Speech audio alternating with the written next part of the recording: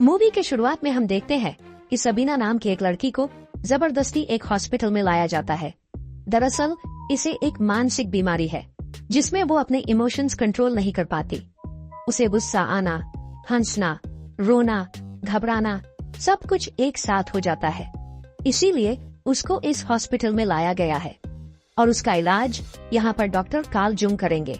वो उस पर टॉकिंग मेथड का इस्तेमाल करना चाहते हैं। टॉकिंग मेथड के जरिए वो उसके अतीत की चीजों को बाहर निकालेंगे जो कि उसके अनकॉन्शियस माइंड में है, और इस मेथड को इमोशनल रिलीफ भी कहा जाता है, क्योंकि जब पेशेंट को घटना याद आती है तो इमोशनली उसको बहुत रिलीफ मिलता है, जिससे वो इस मानसिक बीमारी से बाहर आ सकती है।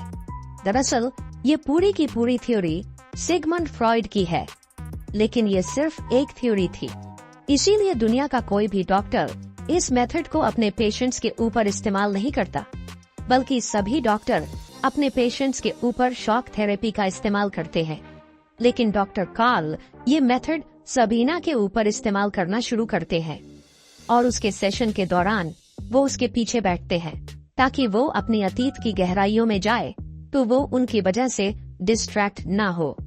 असल में डॉक्टर कार्ल ये जानना चाहते हैं कि उसको ये मानसिक बीमारी क्यों हुई। अब वो उससे कई सवाल पूछते हैं, जिसके बाद डॉक्टर कार्ल को पता चलता है कि सबीना को ये मानसिक बीमारी उसके पिता की वजह से हुआ है।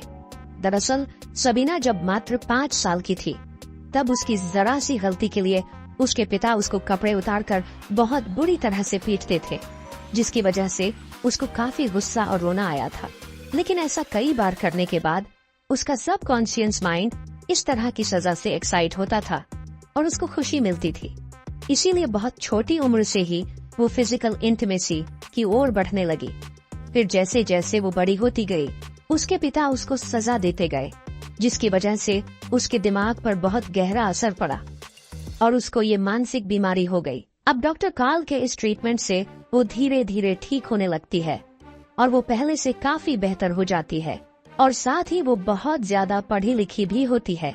इसीलिए डॉक्टर अपने काम में उसकी मदद लेना शुरू कर देते हैं और सबीना पेशेंट्स की रिपोर्ट चेक करके डॉक्टर को अपना राय देती है। और अब क्योंकि डॉक्टर कार्ल ने टॉकिंग मेथड से सबीना को काफी हद तक ठीक कर दिया था, इसीलिए अब वो दूसरे पेशेंट्स के ऊपर भी इसी टॉकिंग मेथड का इस्तेमाल करने लगते हैं। उसके बाद 2 साल बीत जाते हैं और अब डॉक्टर कार्ल पहली बार अपनी पत्नी के साथ सिगमंड फ्रॉइड से मिलने उनके घर जाते हैं, जिसने टॉकिंग मेथड की थ्योरी लिखी थी।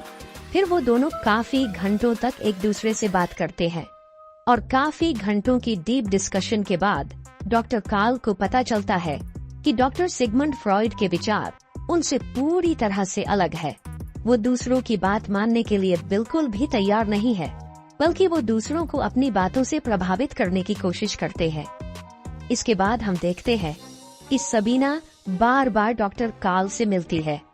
अब वो भी एक साइकाइट्रिस्ट बनना चाहती है, लेकिन बार बार मुलाकातों में उसे पता ही नहीं चलता कि वो डॉक्टर कार्ल की तरफ अट्रैक्ट हो गई है।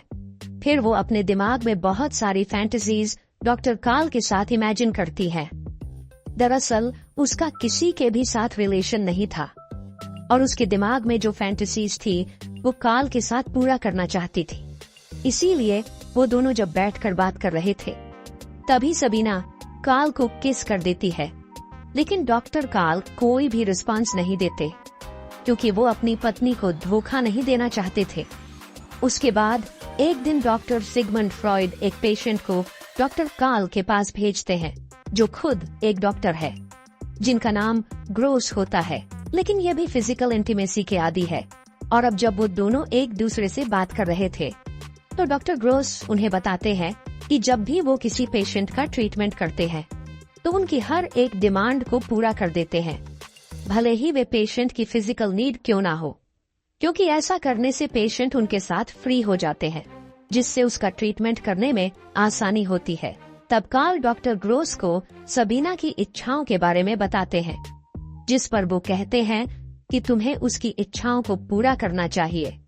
और अब उनकी बातें सुनकर डॉक्टर कार्ल सबीना के साथ रिलेशन में आ जाते हैं, जिसके बाद सबीना की जो भी इच्छाएं होती है वो कार्ल के साथ पूरा करती है तब डॉक्टर कार्ल उसको उसके पिता की तरह सजा देकर उसको एक्साइट कराते हैं और उसकी हर एक इच्छा को पूरा करते हैं।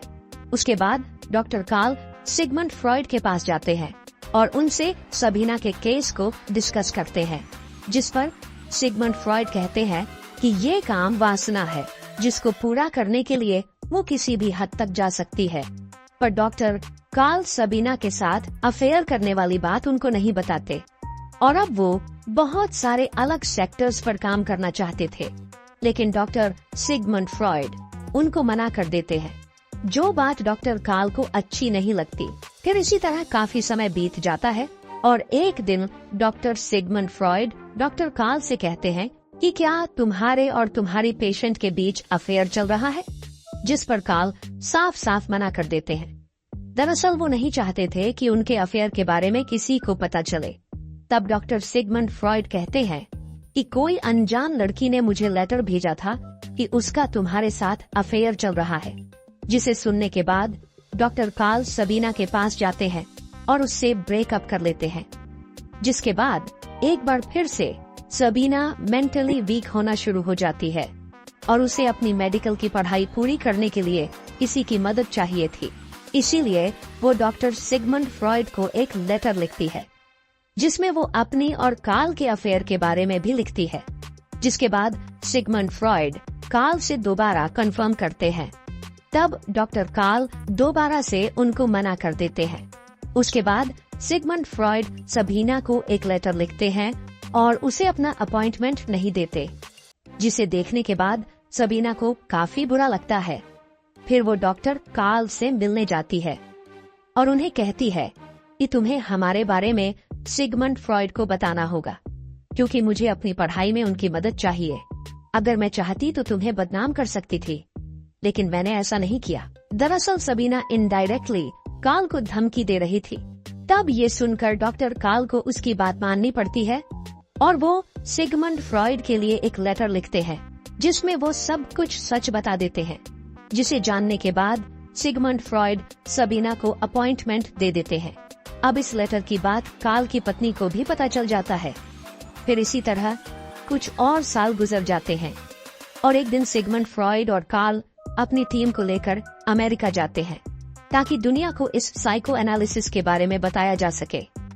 लेकिन जब इस बारे में मीटिंग हो रही होती है तो कार्ल और सिगमंड फ्रॉइड के बीच काफी आर्ग्यूमेंट्स होते हैं, क्योंकि हर एक पॉइंट में ये दोनों अलग अलग तरह से सोचते थे। इसीलिए यहाँ से उन दोनों के रास्ते अलग अलग हो जाते हैं। दरअसल डॉक्टर कार्ल सिर्फ अपने पेशेंट का इलाज नहीं करना चाहते थे, बल्कि वो उन्हें सोचने की फ्रीडम भी देना चाहते थे, ताकि वो अपने फ्यूचर में कुछ भी अच्छा कर सके, जिस तरह से उन्होंने सबीना के केस में किया था। लेकिन डॉक्टर सिगमंड फ्रॉइड पूरी तरह से अलग सोचते हैं। वो इस बीमारी के इलाज को और भी ज्यादा डेवलप करना चाहते हैं और पेशेंट के ठीक होने के बाद उन्हें उससे कोई मतलब नहीं होता। और अब क्योंकि डॉक्टर सिगमंड फ्रॉइड और कार्ल के बीच कोई बातचीत नहीं होती, इसीलिए कार्ल का मानसिक संतुलन बिगड़ जाता है और उनके सोचने की शक्ति भी कमजोर हो जाती है और वो एक बार फिर से सबीना के साथ अफेयर शुरू करना चाहते हैं। लेकिन अब सबीना ने फैसला कर लिया था कि वो दूसरे शहर शिफ्ट हो जाएगी, क्योंकि वो जानती थी कि डॉक्टर कार्ल अपनी पत्नी को नहीं छोड़ेंगे। इसका मतलब ये है कि उनके रिश्ते का कोई फ्यूचर नहीं है।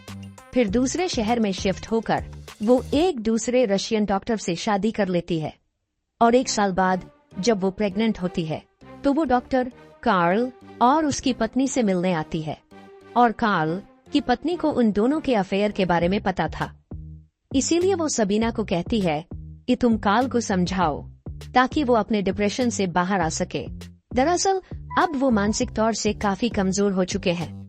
तब ये सुनकर सबीना कार्ल के पास जाती है और उसको बताती है कि मेरे पेट में जो बच्चा है उसका पिता तुम ही हो, जिसे सुनकर कार्ल उसको बताते हैं कि मैं तुमसे बहुत प्यार करता हूँ। हालांकि मैंने तुम्हें कभी बताया नहीं, लेकिन यही सच है।